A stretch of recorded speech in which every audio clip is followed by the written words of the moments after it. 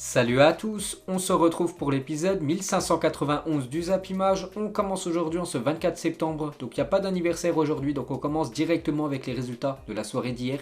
Et on va parler d'un match de Liga, Cadix contre l'équipe du FC Barcelone, score final 0-0. Le Barça réduit à 10, concède un match nul et compte 7 points de retard sur le leader.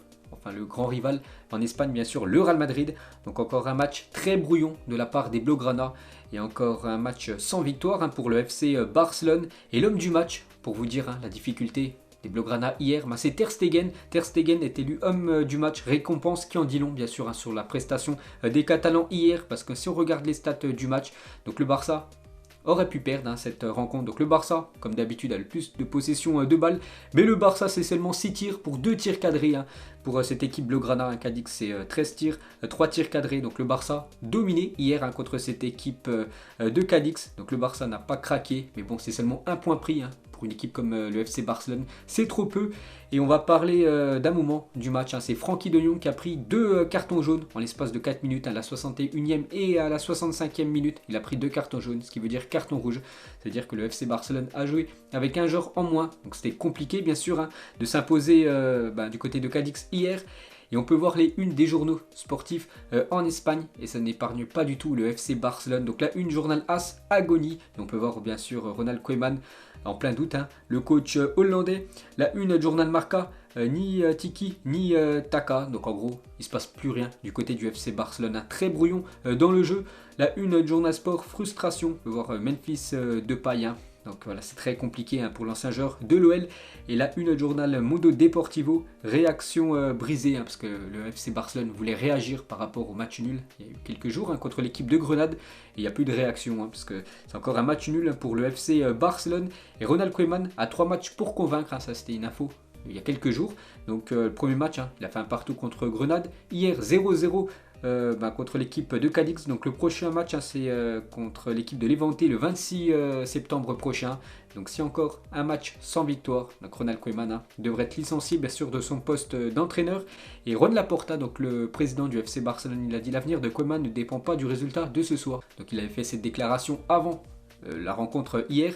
On est avec l'entraîneur, il est l'entraîneur de l'équipe première du Barça et ce que nous voulons c'est que les choses se passent bien pour lui. Mais bon, il est en train de griller tous ses jokers bien sûr, Ronald Koeman. Bon après lui il est seulement l'entraîneur, maintenant c'est aux joueurs bien sûr d'être décisif sur le terrain. Et Koeman normalement va rester au Barça pour l'instant. Le club ne va pas prendre de décision maintenant d'après un journaliste espagnol. Et Juan Laporta, une autre déclaration de sa part, je vous demande de continuer à encourager l'équipe, elle en a besoin.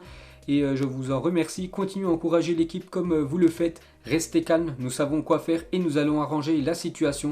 Donc on peut comprendre le mécontentement des supporters Blaugrana. Donc les supporters Blaugrana ont connu la grande équipe du FC Barcelone dans les années 2010 qui remportait quasiment tous ses matchs, qui produisait aussi du très beau jeu. Et maintenant le Barça de 2021 où c'est très très brouillon. Donc voilà, Juan Laporta bien sûr essaye de calmer bien sûr les supporters très mécontents du niveau actuellement du Barça. Et Sergi Roberto, donc un joueur Blaugrana, il a dit nous sommes le FC Barcelone, nous devons nous battre, nous avons de bons joueurs et nous avons une équipe pour remporter la Liga. Bon, je pense que ça va être très très compliqué pour le Barça de rivaliser avec l'Atlético et surtout le Real Madrid en Liga, donc la Ligue des Champions. On n'en parle même pas pour l'équipe Blaugrana, donc ça sent une saison compliquée pour eux. Et Riqui Puig encore sur le banc, donc c'est quand même incompréhensible que Sergio Busquets, ancien très grand joueur bien sûr du FC Barcelone, mais maintenant c'est très limité comme joueur. Pourquoi il est tout le temps titulaire et Riqui Puig vraiment un très bon joueur, moi vraiment j'adore ce joueur, un peu un faux follet vraiment quand il rentre sur le terrain. Pourquoi il est tout le temps sur le banc? Donc hier il a joué seulement 11 minutes, donc ça aussi c'est des choix de Ronald Koeman où vraiment tout le monde est très surpris. Et s'il venait être licencié, Ronald Koeman, donc il y a plusieurs pistes.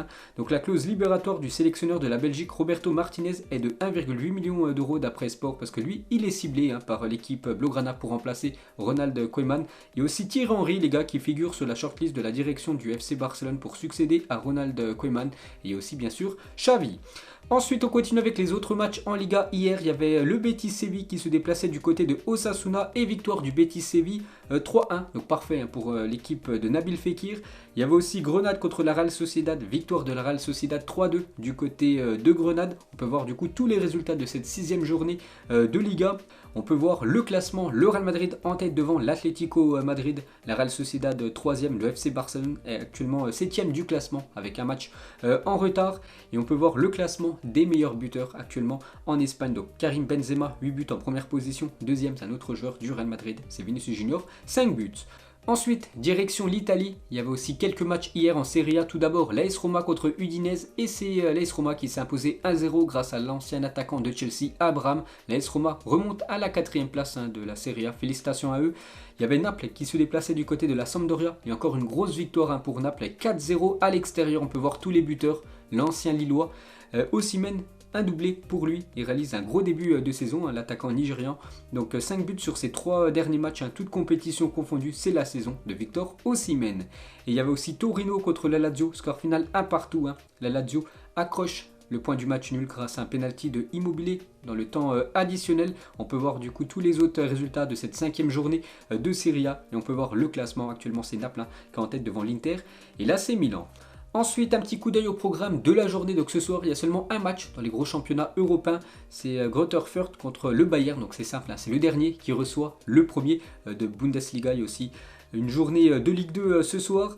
Regardez la une du journal L'Équipe aujourd'hui. Dehors en une de ce journal, les incidents qui se multiplient dans les stades de Ligue 1 et Ligue 2 depuis le début de la saison ternissent sérieusement l'image du football français. Il est temps que les instances, les clubs et les pouvoirs publics prennent leurs responsabilités pour mettre un terme à ces débordements inacceptables. C'est vrai qu'on en parle depuis quand même quelques jours. C'est vrai qu'il se passe beaucoup de choses actuellement en Ligue 1. C'est vraiment des matchs souvent très mouvementés. Par exemple Lens-Lille, Nice-Marseille. Très récemment aussi Angers-Marseille, où il y a eu des débordements en fin de match. Et les sanctions à titre conservatoire de la commission de discipline de la Ligue suite aux incidents survenus après Angers-OM. Donc on connaît les sanctions.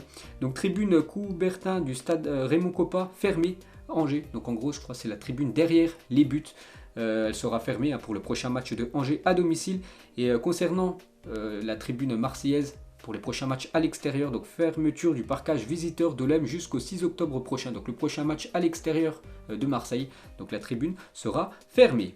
Toujours avec l'OM les gars, on a pris une mauvaise nouvelle hier. L'Olympique de Marseille a pris cette nuit avec une infime tristesse la disparition d'un de ses supporters dans un tragique accident de la route. Le club adresse toutes ses condoléances à la famille du défunt et à l'ensemble de la communauté des supporters de l'Olympique de Marseille.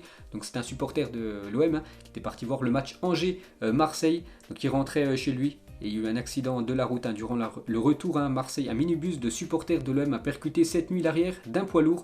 Au total, l'accident a fait 1 mort et 8 blessés. Nos pensées bien sûr vont à la famille et aux proches de la victime. Et Alvaro González, donc le défenseur marseillais, a réagi. C'est un jour très triste pour nous. Je présente mes condoléances à la famille et au groupe de supporters des fanatiques. Vous êtes venus à Angers pour nous. Il a perdu sa vie pour nous. Force à tout le monde, à l'OM, à notre famille, à sa famille bien sûr. Et Pablo Longoria, donc le président de l'Olympique de Marseille, très peiné par ce qui s'est passé cette nuit, va rendre visite aux victimes de l'accident du minibus.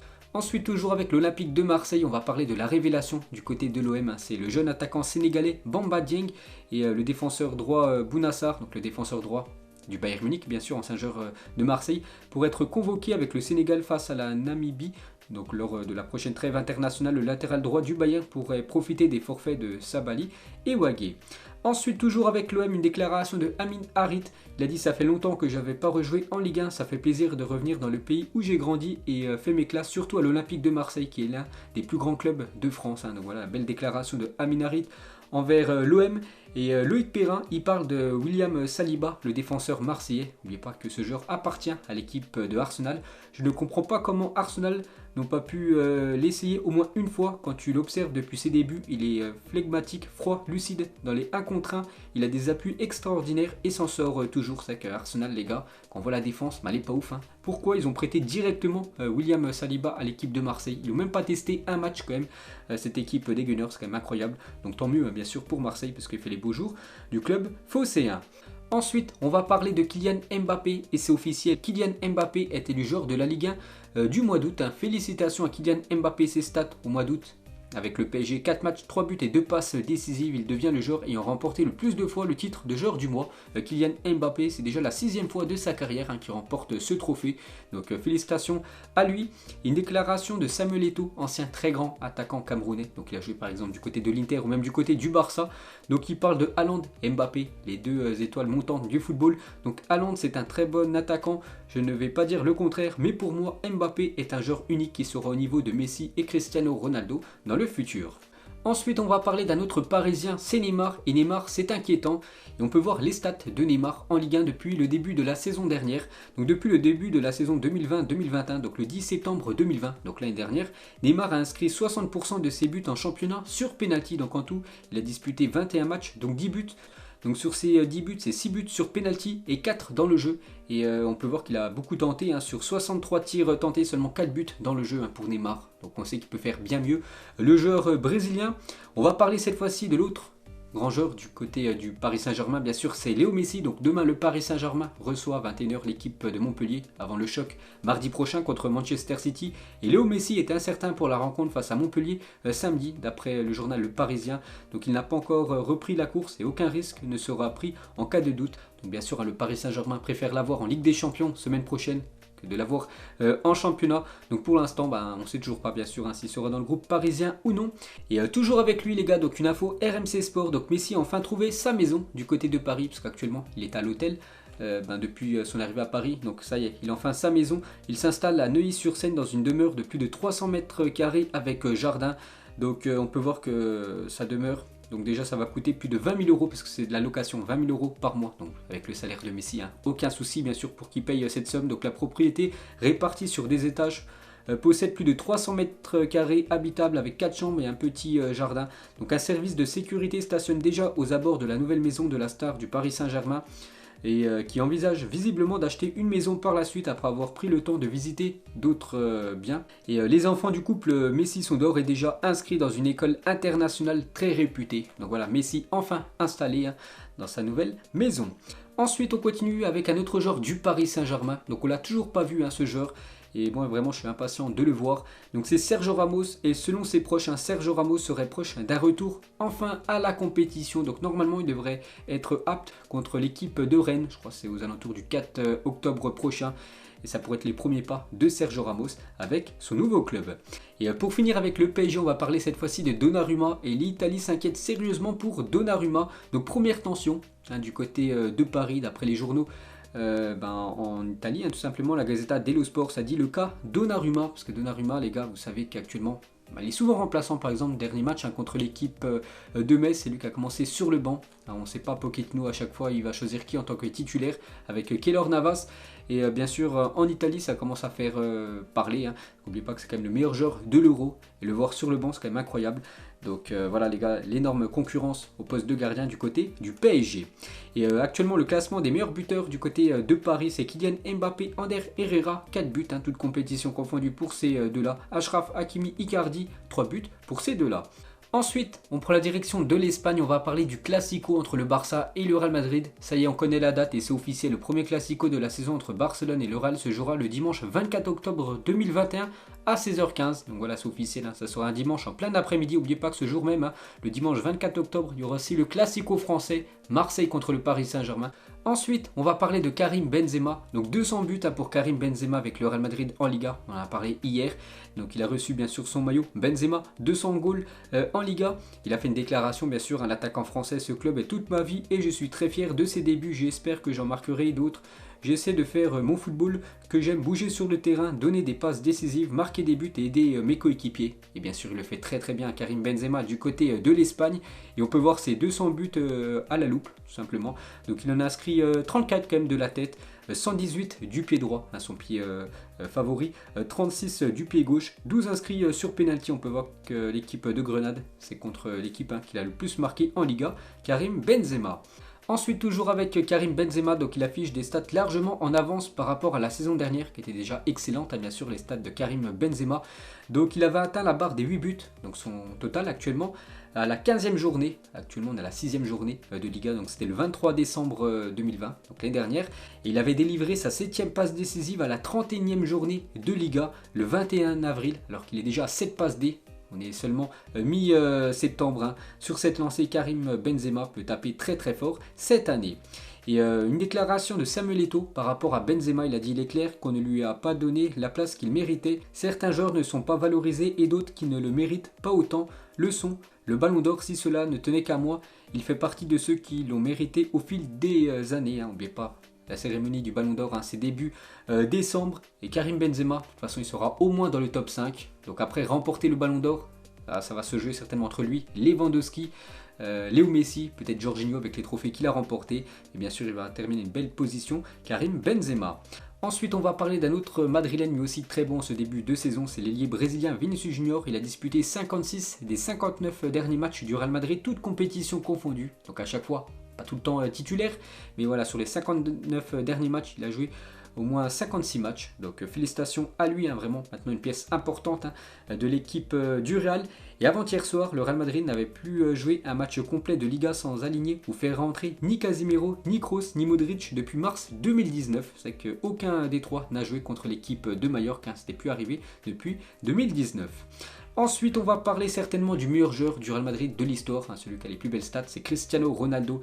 Et revenons sur sa saison 2017-2018, exceptionnelle pour le Portugais, 55 matchs pour 54 buts et 15 passes décisives pour Cristiano Ronaldo. Ensuite, toujours avec lui, donc Kaka, CR7 et Raoul. Il y a quelques années, bien sûr, 3 joueurs qui ont évolué du côté de Madrid. On va parler de Ousmane Dembélé. Et un déjeuner est prévu lundi entre les dirigeants du Barça, Ousmane Dembélé et son agent. Les deux parties veulent prolonger. Voilà l'aventure du côté du club Blaugrana. Donc lui, il est arrivé en 2017. Ça fait déjà 4 ans qu'il est du côté du FC Barcelone. Donc la fin de son contrat, c'est l'année prochaine, en 2022. Et le Barça et le joueur aussi aimeraient continuer ensemble. Ensuite, des nouvelles de James Rodriguez. Donc on avait parlé hier, qui quittait la première ligue pour rejoindre le championnat du Qatar. Donc bien sûr, il va avoir son salaire doublé, voire triplé. Donc James Rodriguez, présenté par ses nouveaux dirigeants de Al Rayyan. Donc une équipe au Qatar qui portera le numéro 10 dans son nouveau club. Et le journal AS assure qu'une clause permettant à James Rodriguez de rejoindre le Paris Saint-Germain gratuitement en cas d'offre du club parisien a été intégrée lors de sa signature à Al Rayyan. Donc par exemple, si le PSG, lors du prochain mercato estival 2022, veut s'offrir James Rodriguez, donc il y a une clause que le joueur colombien pourrait venir du côté du PSG gratuitement. Donc une clause complètement folle. Donc une petite info concernant le joueur colombien. Des nouvelles les gars, d'un joueur qui nous a fait tellement de mal en 2016 lors de la finale de l'Euro, c'est Eder, l'unique buteur de cette finale de l'Euro entre le Portugal et la France. Donc officiel, Eder quitte le Lokomotiv Moscou et s'engage à Al Raed, donc une équipe en Arabie Saoudite. Donc bonne chance à lui dans son nouveau club. Ensuite, une déclaration de Pochettino sur Hakimi. Hier, je lui ai demandé comment il allait. Il m'a dit très bien et il m'a dit « Et vous coach ?» J'étais surpris. Il m'a dit « On ne vous demande jamais. C'est le premier à avoir de bonnes intentions. » Donc voilà, Pochettino très satisfait bien sûr de Achraf Hakimi, le Marocain, double buteur contre l'équipe de Metz avant-hier. On peut voir qu'Achraf Hakimi bien sûr figure dans l'équipe type de cette journée de Ligue 1. On peut voir d'autres Parisiens comme Kimpembe ou Keylor Navas qui a été très bon lors de ce match contre le FC Metz. On va féliciter Toni Kroos qui vient d'ouvrir sa propre académie en ligne sous la forme d'une application mobile. L'objectif de l'ex-international allemand est de transmettre aux jeunes ses connaissances et son expérience du terrain. Une petite info concernant le joueur allemand. Des nouvelles de Kingsley Coman après son opération au cœur. Kingsley Coman est de retour à l'entraînement. J'en avais parlé il y a quelques jours qu'il s'était fait opérer du cœur, Kingsley Coman. Donc déjà de retour sur les pelouses. Donc je ne sais pas si ce soir il est dans le groupe du Bayern qui joue ce match de Bundesliga. Ensuite, ce coup franc exceptionnel de Juninho face au FC Barcelone, un soir de Ligue des Champions au stade Gerland, l'ancien stade de l'équipe de Lyon. Et bien sûr, Juninho avait inscrit un magnifique coup franc contre Victor Valdés. Ensuite, voici les joueurs de FIFA 22 avec le plus gros potentiel pour le mode carrière. Donc, c'est de jeunes joueurs avec de forts potentiels. Donc, bien sûr, Kylian Mbappé, Donnarumma ou même Havertz ou même bien sûr Erling Haaland. Ensuite, une petite info concernant Moussa Dembélé. Donc, il devrait être absent plusieurs semaines à l'attaquant lyonnais. Donc, le lyonnais présente une fissure sur le péroné droit. Donc, c'est un communiqué officiel de la part de l'OL. Donc, plusieurs semaines d'indisponibilité. Donc, bon rétablissement à lui. Ensuite, on va parler du Camp Nou qui a été ouvert pour la première fois il y a 64 ans, jour pour jour. Donc ce stade mythique, le stade du FC Barcelone, avec une énorme capacité, plus de 99 000 places dispo, bien sûr du côté du Camp Nou. Donc la première fois qu'il est ouvert, c'était il y a 64 ans, jour pour jour. On peut voir quelques photos, bien sûr, on peut voir l'émotion lors de l'hommage, bien sûr, de Xavi lors de son dernier match du côté du club Blaugrana. On peut voir bien sûr ce magnifique stade dans la ville de Barcelone. Ensuite, des nouvelles de Mike Maignan, le gardien de l'AC Milan, victime de cris racistes il y a quelques jours lors du match Juve-Milan. Donc la Juventus a interdit le stade aux supporters qui a abusé du gardien milanais Mike Maignan ce week-end. Le supporter a également été exclu de son fan club local de la Juventus. Donc enfin des sanctions. Donc tant mieux bien sûr que ce supporter, entre guillemets, soit exclu de stade. Toujours avec cette équipe de l'AC Milan, on va parler de Zlatan Ibrahimovic, actuellement blessé, mais lors du dernier match, il a donné beaucoup de conseils à ses coéquipiers qui étaient sur la pelouse, donc peut-être futur entraîneur bien sûr, l'attaquant suédois. Une photo de Julian Nagelsmann, donc le coach du Bayern, qui arrive à l'entraînement avec un skate bien sûr, un skate électrique. Donc la jeunesse bien sûr pour le coach allemand. Et Robert Lewandowski, donc un joueur du Bayern, il a dit: je suis toujours en compétition avec moi-même, je ne compare pas mes chiffres et mes objectifs avec ceux de Léo et Cristiano Ronaldo, ce sont de grands joueurs, ils continuent à faire de grandes choses et j'ai un grand respect pour eux. Donc lui vraiment, il se concentre à 100% sur sa carrière, il ne regarde pas ce que les autres font. Et pour finir ce Zap Image, pas de question de fin aujourd'hui, juste on va parler de Manchester United. Regardez le mois d'octobre et le mois de novembre, toutes les affiches pour Manchester United et surtout tous ces chocs, par exemple Leicester, Atalanta, Liverpool, Tottenham, Atalanta, Manchester City, Villarreal, Chelsea ou même Arsenal lors des 2 prochains mois pour l'équipe de Manchester United. Bien sûr des sacrés chocs en Angleterre. Donc voilà les gars, la fin de ce Zap Image 1591. Donc si ça vous a plu, un petit like et on se retrouve demain pour le prochain épisode. Ciao à tous.